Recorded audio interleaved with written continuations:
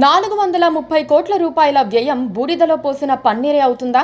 వానాకాలం కూడా మొదలు కాకుండానే కురిసిన చిన్నపాటి అకాల వర్షానికి సరికొత్త రైల్వే స్టేషన్ పైకప్పు కుప్పకూలడం ఏంటి? హైదరాబాద్ చెల్లపల్లి రైల్వే టెర్మినల్ రేకులు ఊడిపడటం, ప్రధాన ముఖద్వారం వద్ద రూఫింగ్ షీట్లు పడిపోవటం ఇప్పుడు ప్రభుత్వ వ్యవస్థలపైనే అనుమానాలు కలిగిస్తున్నాయి. ప్రధాని మోదీ ప్రారంభించిన టెర్మినల్కే ఈ గతి ఏంటని జనం ప్రశ్నిస్తున్నారు. అదే టైంలో ఇటీవలే ప్రధాని మోదీ అమరావతి రీస్టార్ట్ కార్యక్రమానికి వచ్చి వెళ్లటంతో అక్కడ కూడా చెర్లపల్లి పరిస్థితి రాకూడదని కొందరు సూచిస్తున్నారు. పనిలో పనిగా కొందరు మోదీ పైన, రెండు తెలుగు రాష్ట్రాల ప్రభుత్వాలపైన సెటైర్లు వేస్తున్నారు. సికింద్రాబాద్ ప్రధాన రైల్వే స్టేషన్ పై ఒత్తిడి పెరగటంతో నగర ముఖంలో ఉండే చెర్లపల్లిని ఔటర్ టెర్మినల్ గా అభివృద్ధి చేయాలని నిర్ణయించారు. ఈ క్రమంలో ప్లాట్ఫామ్లు, ప్రయాణికుల సౌకర్యాలు మెరుగుపరిచే చర్యలు చేపట్టారు. మొత్తం 430 కోట్ల రూపాయలు కేటాయించి పనులు చేపట్టారు. ప్రధాని మోదీ చేతుల మీదుగా టెర్మినల్ ప్రారంభించాలన్న కేంద్ర మంత్రులు కిషన్ రెడ్డి, బండి సంజయ్ ఆదేశాలతో అరకొర పనులతోనే కానిచ్చేశారన్న ఆరోపణలు వినిపించారు. జనవరి 6న ప్రధాని మోదీ వర్చువల్ గా చెర్లపల్లి టెర్మినల్ ప్రారంభించారు. అయితే సగం పనులు కూడా పూర్తి కాలేదని అక్కడి పరిస్థితులు చూసిన వారెవరికైనా తెలుస్తుంది. ప్లాట్ఫామ్లపై ఉన్న షెడ్లు ఇంకా పూర్తి కాలేదు. ట్రైన్ ఆగినప్పుడు వర్షం వస్తే ఎవరైనా తడిసిపోవాల్సిందే. అయినా అక్కడే రైళ్లు ఆగుతున్నాయి. గత శనివారం సాయంత్రం హైదరాబాద్ లో భారీ వర్షంతో కూడిన గాలివాన వచ్చింది. గాలివాన బీభత్సానికి చెర్లపల్లి రైల్వే టెర్మినల్లో రేకులు ఊడిపడ్డాయి. దక్షిణ భాగం వైపు కొత్తగా నిర్మించిన ప్రధాన ముఖద్వారం వద్ద రూఫింగ్ షీట్లు కింద పడిపోయాయి.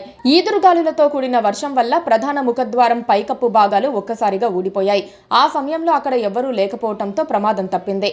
స్టేషన్ పనులు మొదటికి వచ్చాయని రైల్వే అధికారులే చెబుతున్నారు.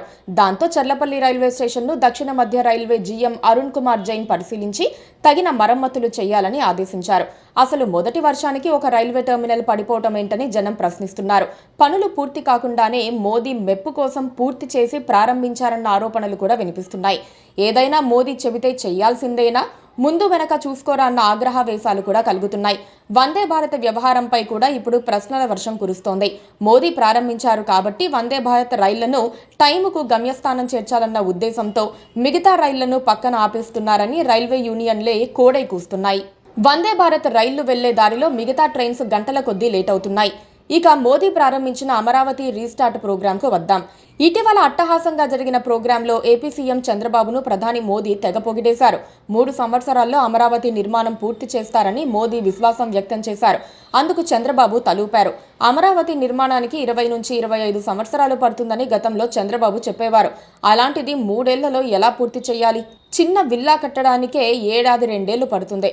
ఒక పెద్ద రాజధాని కట్టడానికి 3 ఏళ్లలో ఎలా సాధ్యం? కేవలం రోడ్లు వేయడానికి ఆ టైం సరిపోదు. తొందరపడి తూతూ మంత్రంగా పనులు చేస్తే అమరావతిలో కూడా చెర్లపల్లి కదే కనిపిస్తుంది. Please subscribe to KTV Telugu. KTV Telugu. KTV Telugu.